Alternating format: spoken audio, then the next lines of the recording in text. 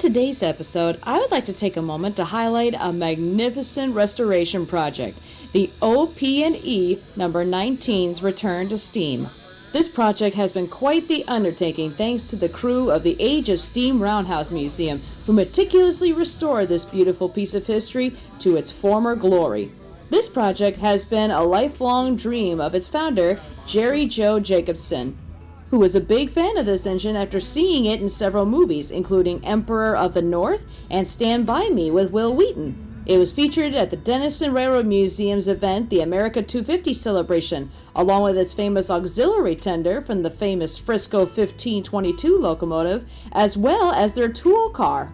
This car, named the Conneaut, has been on many famous excursions, from the original 1976 bicentennial to the Chessie Steam Special, and many more. It is actually a former RPO car, so it used to handle the mail back in the day.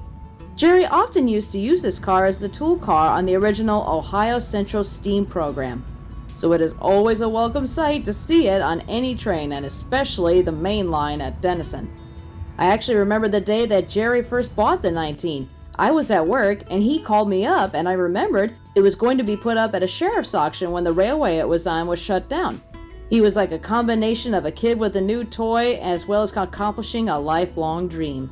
And this was actually the last engine he ever bought before he passed away. Upon its completion, there was a grand christening celebration in downtown Sugar Creek, the former base of operations for the original steam program. What a way to party. The engine's original purpose was to haul logs on the McCloud River Railroad. It then became part of the Wairika Western Railroad, and I gotta say, she looks great for a 1915 built steam locomotive, and made a perfect addition to the America 250 celebration. I'm over here by a familiar face, McCloud River number 19. This locomotive is just incredible. I mean, I remember when it was just in pieces, and I remember too the day when Jerry bought it, he was like a kid with a new toy. And let me tell you something, the guys at the Age of Steam Roundhouse Museum, they have done a remarkable job. I am beyond proud of them. Words cannot express on how proud I am of all the hard work they've done. I mean, look at the quality of these rods here. Look how shiny they are. Look how tight everything is, and look at how everything is just all shined up. They have done a remarkable job. So if you guys ever want to check out a great museum, check out the Age of Steam Roundhouse Museum, where you step back in the glory days of steam once more. So thank you for joining me on this segment.